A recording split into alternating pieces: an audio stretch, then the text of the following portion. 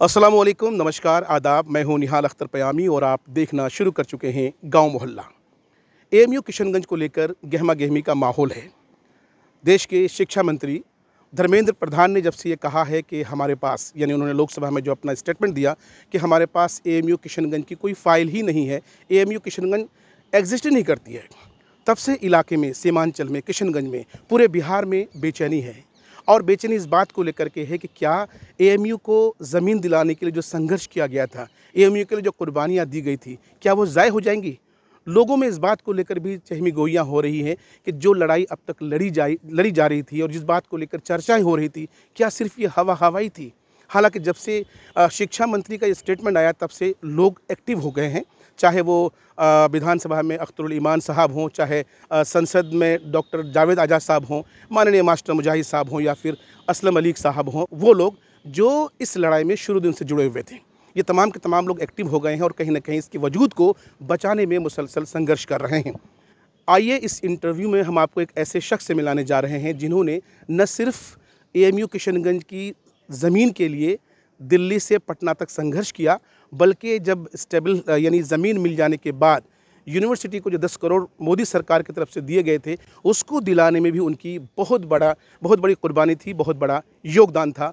आइए आप उनसे मिलिए। मेरा नाम इंजीनियर मोहम्मद असलम मलिक है।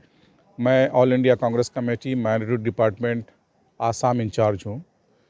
जैसा कि आप तमाम लोगों को पता है कि अभी भारत सरकार के शिक्षा मंत्री श्री धर्मेंद्र प्रधान जी ने पार्लियामेंट में ये बयान दिया है कि एएमयू किशनगंज का कोई फ़ाइल एग्जिस्ट नहीं करता है। मतलब एएमयू किशनगंज नाम से कोई चीज़ एग्जिस्ट करता ही नहीं है। तो मैं शिक्षा मंत्री श्री धर्मेंद्र प्रधान जी को बताना चाहता हूं कि सर, आपने ये बात शायद अनजाने में बोली होगी।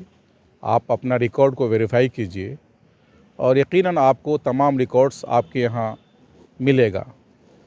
मैं सिर्फ इतना कहना चाहता हूं कि अलीगढ़ मुस्लिम यूनिवर्सिटी का जो विजिटर्स है वो प्रेसिडेंट ऑफ इंडिया है, और प्रेसिडेंट ऑफ इंडिया उस वक्त के आप अगर डेटा देखेंगे तो 31 अक्टूबर 2012 का वो लेटर मौजूद है जिसमें एएमयू किशनगंज को साफ तौर पे पार्लियामेंट एक्ट के तहत उसको सेंटर को अप्रूवल दिया गया है। वो डेटा हमारे पास है, वो लेटर भी हमारे पास है। तो मेरा कहना ये है कि सरकार सिर्फ एएमयू किशनगंज को कोल्ड स्टोरेज में डालना चाहती है, ठंडे बस्ते में डालना चाहती है, इसलिए इस तरह के बयान देते हैं। और मुझे खुशी है कि पार्लियामेंट में जिस तरह से हमारे member of parliament doctor Javed Azad साहब ने धर्मेंद्र प्रधान जी से मिल करके पार्लियामेंट भी उन्होंने बात उठाई, उसके बाद मंत्री जी का बयान आया, उसके बाद हमारे member of parliament doctor Javed साहब ने उनसे पर्सनली मिल करके तमाम दस्तावेज उनको मुहैया कराया। और हमें इस बात की भी खुशी है कि all India Congress committee minority के नेशनल चेयरमैन और एमपी राज्यसभा इमरान प्रतापगढ़ी साहब ने भी इस मुद्दे को काफ़ी बेबाकी से उठाया है। और उनका भी कहना यह है कि माइनॉरिटीज़ के जो स्टेटस हैं, जो माइनॉरिटीज़ के जो एजुकेशनल जो इदारे हैं, उसको सरकार भरपाई करे, चाहे वो फंड के मामले में हो, चाहे वो इंस्टीट्यूशंस नुकसान में, घाटे में या वहाँ पर चीज़ें नहीं है। मैं साफ कहना चाहता हूँ कि एएमयू किशनगंज सिर्फ़ और सिर्फ माली बहरान से गुजर रहा है। उनके एग्जिस्टेंस पे, उनकी स्टेटस पे, उनके बनने पे कोई रुकावट नहीं है।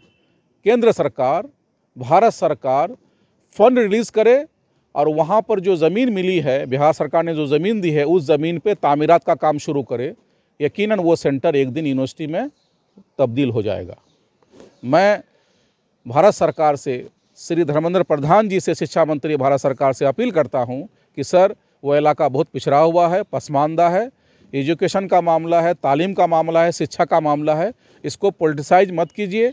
आप फंड रिलीज़ कीजिए, एएमयू किशनगंज सेंटर को ज़मीन पर उतारिए। Thank you very much.